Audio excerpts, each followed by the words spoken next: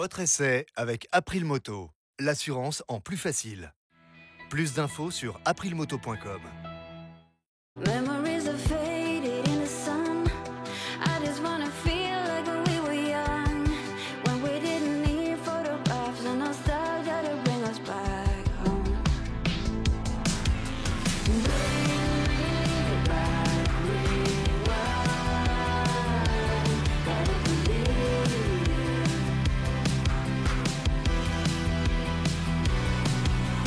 Bring me back, rewind. Salut les motards! Un engin extraordinaire aujourd'hui à l'essai, l'évolution du Nikon Yamaha, la version GT avec pas mal d'évolutions, notamment de l'électronique et de la protection. Alors tout d'abord, l'esthétique de ce modèle qui est assez étonnante, qui ne peut pas laisser indifférent non plus. Pas d'évolution à ce niveau, donc toujours une face avant assez présente à cause du double train directeur que vous n'aurez pas manqué de remarquer sur cet engin. La bulle en revanche évolue nettement, on a beaucoup plus de surface, c'est assez bien dessiné et assez efficace également. Et surtout, on a une facilité très appréciable à régler sur 70 mm ce déflecteur frontal. Voilà, au travers d'un déblocage ici de ce petit levier. C'est moins facile à faire à côté de la machine qu'une fois au guidon, on le verra tout à l'heure. On a une bagagerie qui est, elle, montée sur des pivots souples en position basse, ce qui permet de limiter, voire d'éviter un effet de louvoiement à grande vitesse.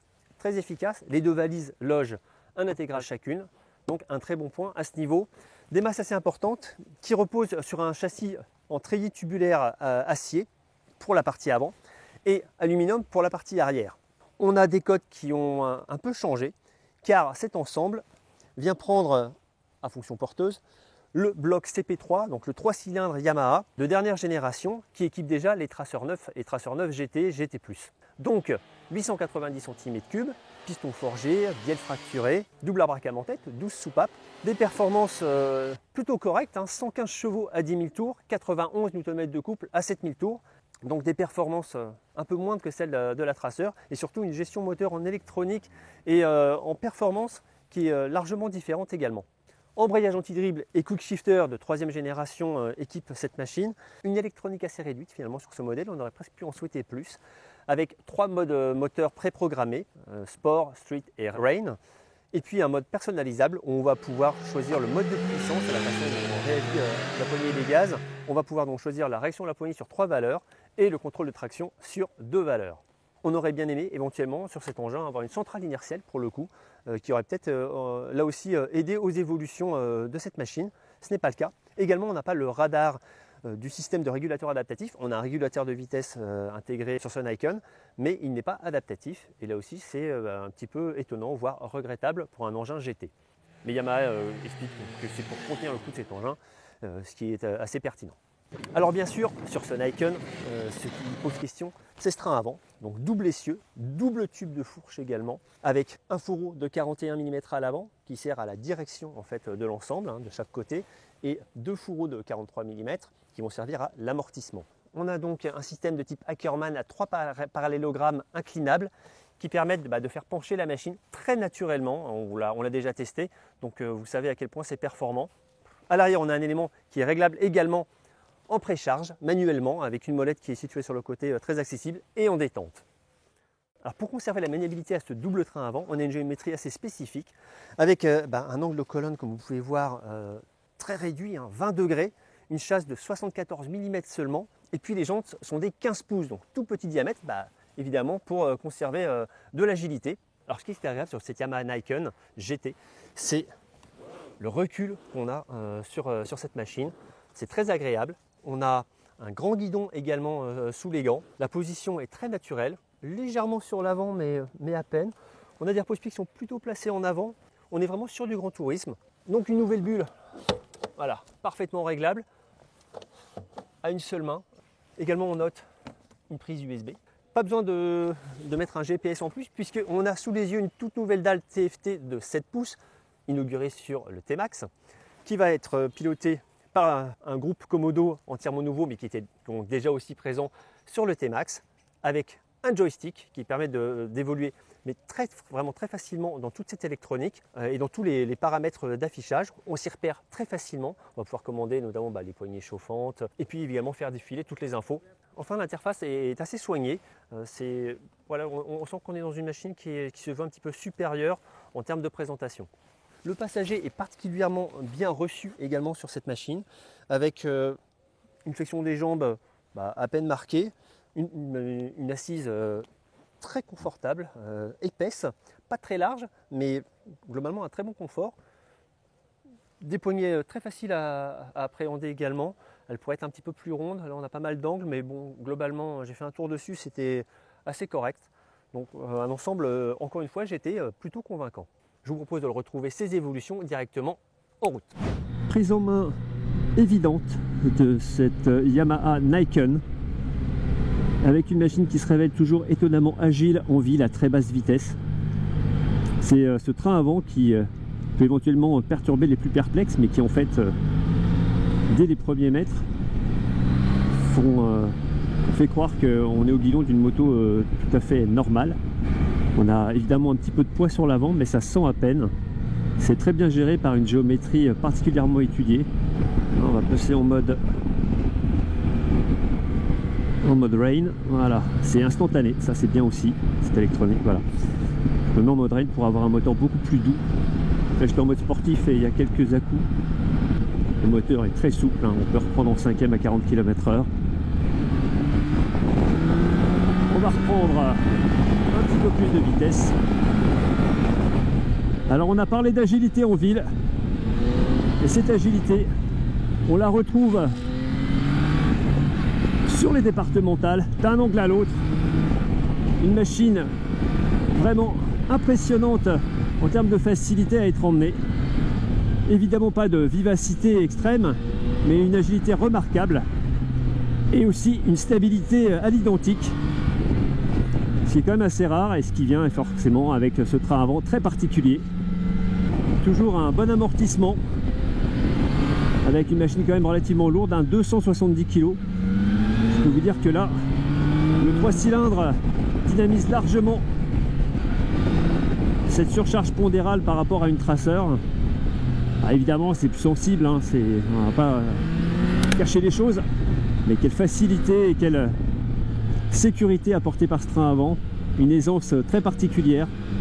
Alors là, on vient quand même à bout de la garde au sol, sur les virages les plus prononcés, et en toute sécurité, encore une fois, ce qui fait quand même tout l'intérêt de cette machine. Je me souvenais pas que c'était aussi sympa, j'en avais un bon souvenir, mais pas à ce point. C'est vraiment étonnant. Mais cette mécanique 3 cylindres de feu est réellement jouissive sur un tel engin. On a un bon bruit de boîte à air, un quick shifter qui fonctionne à la perfection en montée comme en descente de rapport. Là, je viens de rentrer la première. Alors vous remarquerez que voilà, pour la dynamiser, on reste quand même pas mal dans les tours. Là, on va rester en seconde. Ouais, ça ressort quand même, hein. Pas déconner. 5000 tours, ça renvoie sans problème. Alors nous avons adopté maintenant un rythme assez coulé, mais on va dire relativement dynamique. Et Nikon se révèle particulièrement appréciable à ses allures un peu plus modérées, toujours aussi précis en termes de guidage. Voilà, il se dirige où va le regard, avec une facilité toujours aussi déconcertante. Les pneus apportent aussi beaucoup de progressivité sur la mise sur l'angle. C'est très rond à l'avant avec ces petites roues de 15 pouces. Une machine qui a beaucoup progressé en tenue hydraulique, moi je trouve, avec un amortisseur qui tient bien mieux les transferts de masse. On a évidemment l'avant qui travaille très bien, mais on a cet amortisseur qui retient bien en hydraulique les plongées de la fourche. C'est un train qui plonge très peu, hein.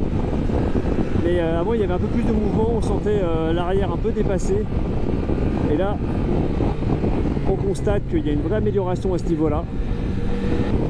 À la prise des freins, il y a un bon mordant et un très bon contrôle au levier. Après, il faut quand même garder en tête le poids du véhicule. Alors le bloc CP3 Yamaha offre de très belles montées en régime et une bonne puissance jusqu'en haut du contour et début de la zone rouge. Il y a tout le temps une bonne vélocité de la part de cette mécanique expressive, même si on maintient quand même, quand on va avancer un peu dans ce milieu, des rapports de boîte assez bas pour avoir une bonne remise de gaz et une bonne accélération. Voilà, là on prend les freins et il y a franchement une belle puissance. C'est marrant parce que l'arrière dérive, l'ABS arrière il tarde un peu à s'enclencher, ce qui fait qu'il y a vraiment moyen de s'amuser en faisant dériver l'arrière. Hop là, ça s'enclenche un peu plus tard, c'est très fun en fait.